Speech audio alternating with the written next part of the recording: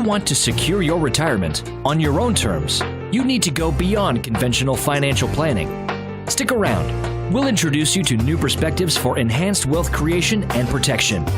Now, onto our podcast, Beyond Conventional, with Joe Biondolillo.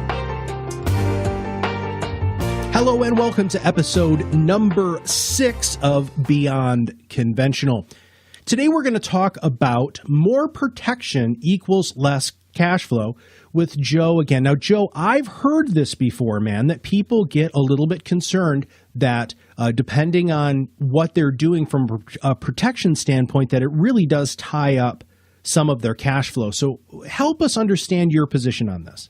You know, Matt, our core philosophy, we've shared this with you numerous times, is that with life comes perils. We face them every day. When we wake up in the morning, our feet hit the ground, we're not thinking about our home burning down to the ground. We're not thinking about while we're out with our family that somebody's going to rob our home and take our fine wine collections or artwork and jewelry. We're not thinking that while we're driving our kids to soccer practice, we might get in a 3-car pileup and be driving 5 of the kids on the soccer team to that practice. Mm-hmm. Life throws curveballs at you. And statistically speaking, there is a high percentage chance of risk occurring. And when I say high percentage, does it mean it's 90%? No, it's far less than that. But it's not zero. Mm-hmm. And implementing a sound protection-based plan is an extremely important component of one's financial process. That being said, the topic of today's financial myth of having more protection equals less cash flow is we live in such a cost-thought philosophy of society where everything has to be a cost associated to it. And, you know, the first question when it comes to coverage isn't necessarily, do I need it or is it good or is it going to give me the right protection? It's how much does it cost? Yeah, totally. Right? And it's the way we're used to shopping. Like when you go for dinner, you get the wine list. Most people don't look at what their favorite wine is. They look at the price structure of the wine, and that's how they determine which bottle they're doing. Yeah, I'm right there with you on that one, dude. And which, by the way, I always wind up going for the more expensive bottles unintentionally. But for the purpose of today's conversation, we want to have an understanding of the value of proper protection and how it relates to our financial planning. So when you're talking about protection, let's break that down even more. I mean, you kind of hinted toward it right at the beginning there, and this is one of the major financial myths that people have been taught for so long and is so ingrained, as you said, into the culture. Why don't we begin with the definition of protection so that everybody can be on the same page? So protection essentially is putting a moat around your castle, for lack of a better analogy. It's transferring the risk, if you will, which is really the definition of insurance, from the liability of a peril happening, which is a risk to you, onto somebody else. I think that's the simplest way for somebody to understand it. Okay. And for an individual, there's really 3 components of protection that we need to focus on. The obvious are protection of assets.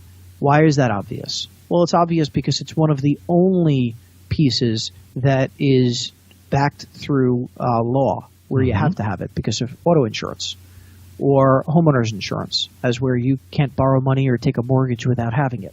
Other assets are not only homes and cars, but jewelry and collectibles. And, you know, some of our clients have fine art collections or expensive wine collections. And there's also income.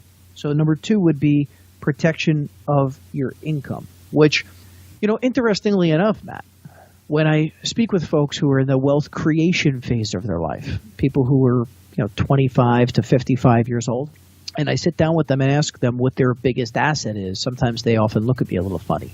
They often think it's their home. If I were to ask you what your biggest asset is, what would you pose it might be? Mine's my earning power. There's no doubt. And you know what? I think I learned that from you, to be honest. I was talking to somebody about that. We talked about it on one of the other podcasts, and when you said that to me, that was so eye-opening. Because I would have immediately said my home. I mean, absolutely, hands down. But you changed the way I look at that. And it is absolutely not only just my earning power, but my earning potential. Sure. You know, I've heard Warren Buffett say as a business model, sort of joking, but he's really not, where he would offer high potential folks, like highly intellectually well-rounded folks graduating from some of the top institutions in the country, a large sum of money, like $1 million, as soon as they graduate, for a small percentage of their income for the balance of their life. Wow. And it almost sounds like it's a phenomenal opportunity. Like, sure, give me $1 million today. I'll give you $1 million. I'll give you 10% or 20% of my lifelong earnings. But as you know, your income is the biggest asset while you're accumulating assets. Mm-hmm. And number three, the third asset that we need to protect is the value of our lives, which really comes back, and that can be broken down two ways. The value of our life from a financial perspective, of course, could be structured through the income method, which is how much money would it take to replace your income if Matt Halloran is no longer providing the services of his duties because he's no longer here. Mm-hmm. Okay. And for wealthier people, again, the common misconception is to self-insure later on in life. But for respective time in this conversation, it's the insurance of assets. It's protecting the assets that you've accumulated over the course of your lifetime from longevity risk, which is the risk of outliving those assets, legacy risk, which is complemented with longevity of outliving them and no longer leaving a legacy, and also potential proper tax planning. So those are the three assets that we want to talk about in asset protection for the purpose of insurance: assets, income, and the value of your life. Okay. You just opened the door on talking a little bit more about how one comes up with those values. Pretend that I'm a client, if you don't mind, and let's have that conversation. Let's talk about where the who, what, when, where, and why of this protection. So I come into you, I only have term insurance because for whatever reason, I've never been properly educated on what insurance really is. But would you mind taking me through some of the steps of your discovery process, or really what you take your clients through, so our listeners can get a greater understanding of expectations on what's going to happen when they come in and sit down with you?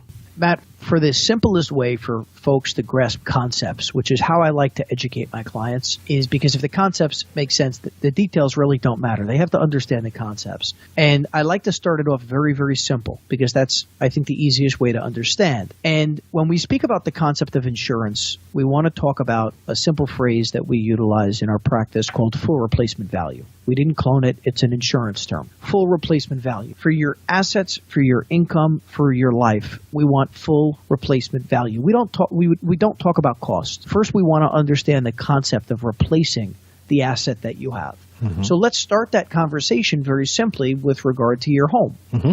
Presuming your home is worth $1 million, and for somebody as successful as you, it might be worth $5 million, but let's just say it's worth $1 million. Okay. And your home burns down to the ground tomorrow. How much would you want your insurance policy to pay you? Well, I'd want them to pay me more than $1 million because they got stuff in the house too, right? There's no doubt. So the full replacement value isn't only the rebuilding of the home, but the contents therein. Yeah. That's a simple concept for people to get. Wouldn't you agree? I agree. Yeah, that makes sense. So you wouldn't be happy if your $1 million home built down and they positioned you in a condo 10 miles from your home that cost 1/10 of that value. You want what you worked for, what you had, and that's how you wish to protect it. Mm-hmm. We do that with folks with regard to their main assets, their homes, their automobiles, their additional assets.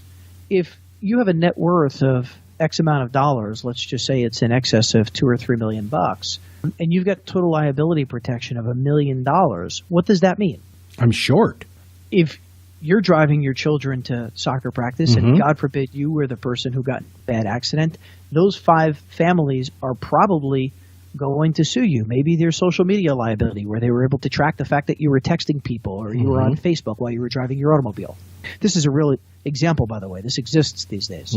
And you lose a $4 million lawsuit. Most people don't realize that your life is going to substantially change. Yeah.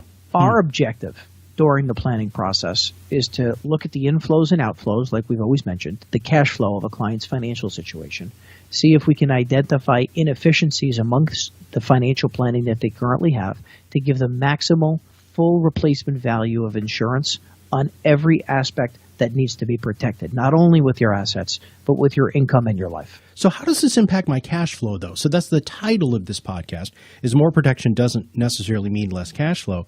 So help me with that. So I'm going to be better protected, which you and I both agree wholeheartedly that that's wildly important. But there is a fee involved with that. I'm not going to say a fee or a cost, right? Those are relative words here. But if I have a larger output, help me with that.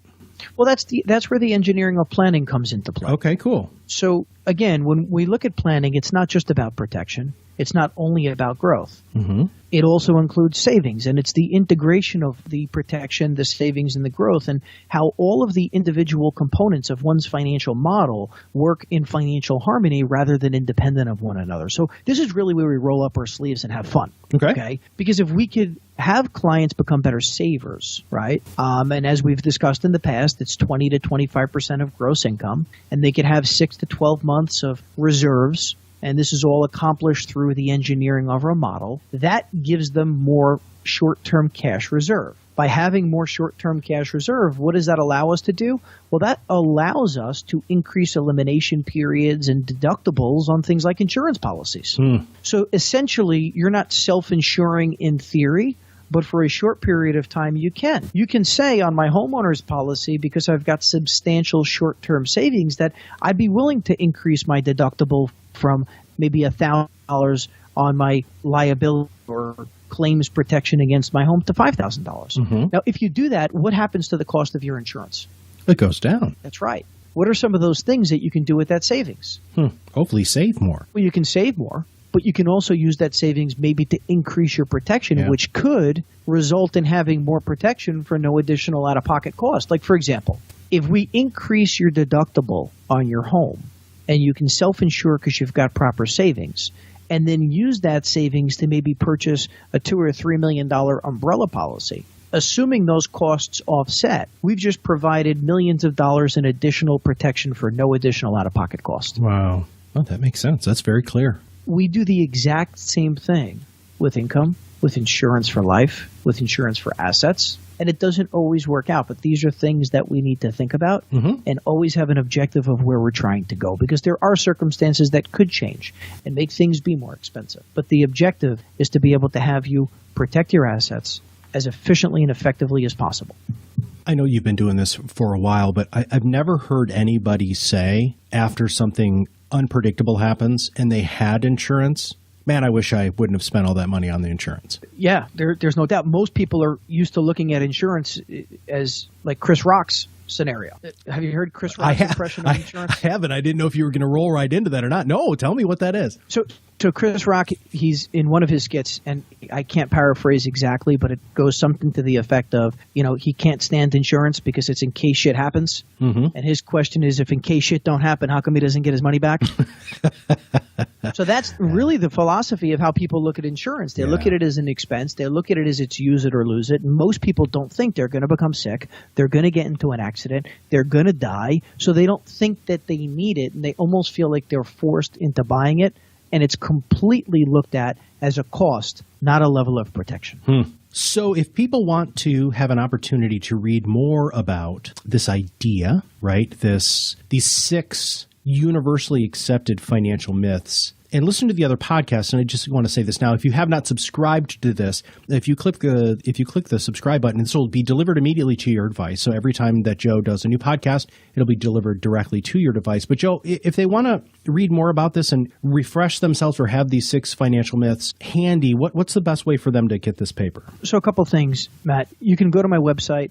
The financial paper could be downloaded. The myth that we reviewed today and some of the strategies that we feel will greatly assist our clients in maximizing their overall wealth protection are all in there. To verify some of the statistics, they could do simple Google searches of what real perils are with disability and the fact that there's 53 million adults that are currently disabled in the United States and what the probability of somebody getting sued necessarily is. But just in closing, society in general is always focusing on growth. We're constantly seeing advertisements and periodicals for rates of return in the stock market and economic expansion. It's typically more on the side of investment and growth than protection. Protection-based planning eliminates many risks that are real, that do exist. In some cases, they might be certain. In some cases, they're probable. But the reality of it is they're inherent in our society. And protection ultimately could equal a rate of return, should that certainty or probability happen. Our next podcast is going to cover myth number 5, the miracle of interest compounding. Today we talked about myth number 4, the simple fact that to have more protection, I will have less cash flow today, as the financial myth that we covered on Beyond Conventional today. Joe, thank you very much for your time. Great, Matt. We'll talk soon. And if you have not, again, subscribed to the podcast, make sure you subscribe below. And if you have any questions, make sure that you reach out to Joe's office, download the white paper, and learn more about the financial myths that you have heard for your whole life. Thank you, and have a wonderful day. Guardian, its subsidiaries, agents, and employees do not provide tax, legal, or accounting advice. Contact your tax, legal, or accounting professional regarding your individual situation.